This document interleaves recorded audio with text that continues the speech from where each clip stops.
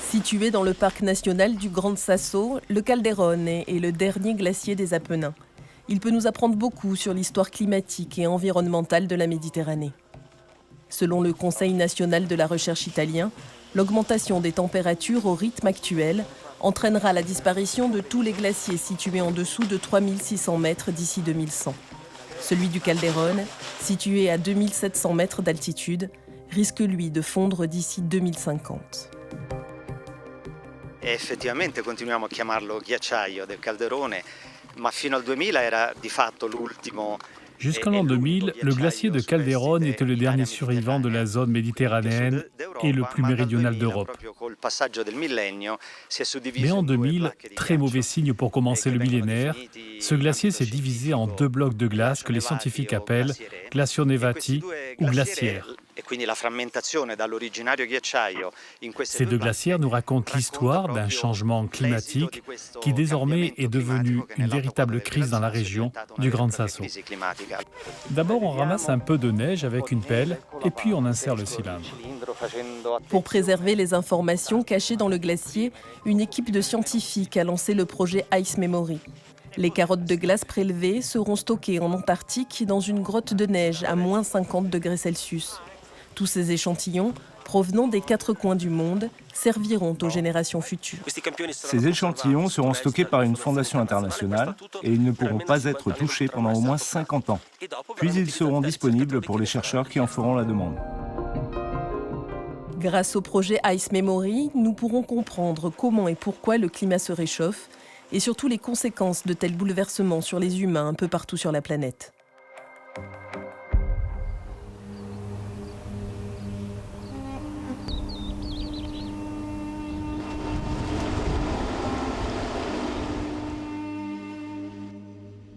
En Jordanie, le manque de ressources en eau est particulièrement préoccupant. Moins de 100 mètres cubes par personne et par an sont disponibles, alors qu'il en faudrait 5 fois plus. La pénurie d'eau potable peut causer la mort d'enfants touchés par des maladies comme le choléra, l'hépatite A, la typhoïde ou la poliomyélite. On ne peut plus faire grand-chose, car nous avons épuisé la plupart de nos ressources en eau douce.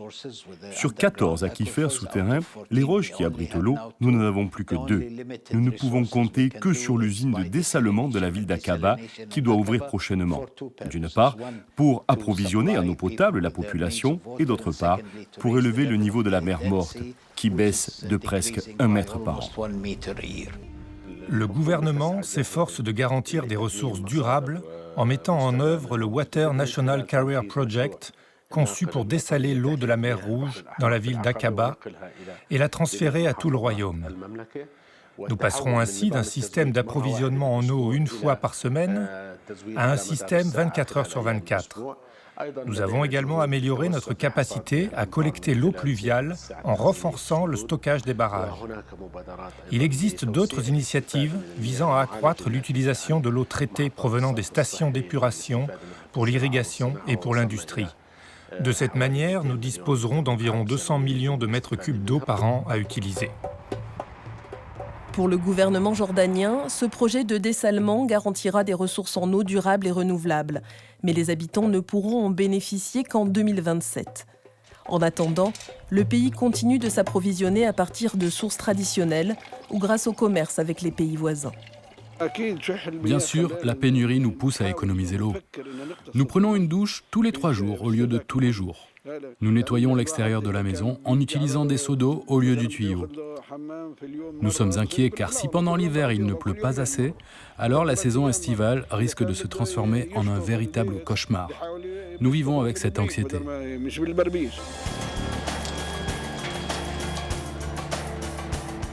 Les scientifiques prévoient que d'ici 2025, la pénurie d'eau aura un impact profond sur toutes les activités humaines, notamment sur l'agriculture. Au Maroc, par exemple, la crise climatique provoque de nouvelles migrations. Les puits et les systèmes pour le traitement des eaux usées permettent bien d'irriguer certaines cultures, mais la sécheresse persistante contraint de nombreuses personnes à migrer vers les villes. Nous avons toujours travaillé dans l'agriculture et nous aimerions continuer comme ça. Nous voulons rester ici, mais si le manque de pluie continue, nous serons obligés de partir. Nous sommes vraiment tristes lorsque nous voyons nos terres souffrir de la sécheresse. Il n'y a pas d'autre choix que celui d'émigrer.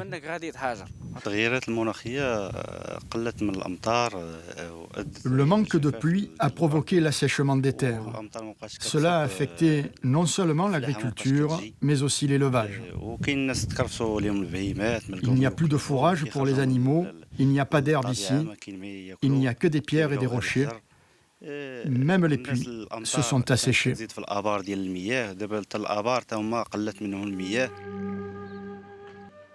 Au Maroc, on se met à construire des stations d'épuration, des usines de dessalement de l'eau et des barrages. Mais si l'action contre les changements climatiques ne s'intensifie pas rapidement, l'ONU estime que les sécheresses pourraient toucher plus des 3/4 de la population mondiale et pousser jusqu'à 216 millions de personnes à migrer d'ici 2050.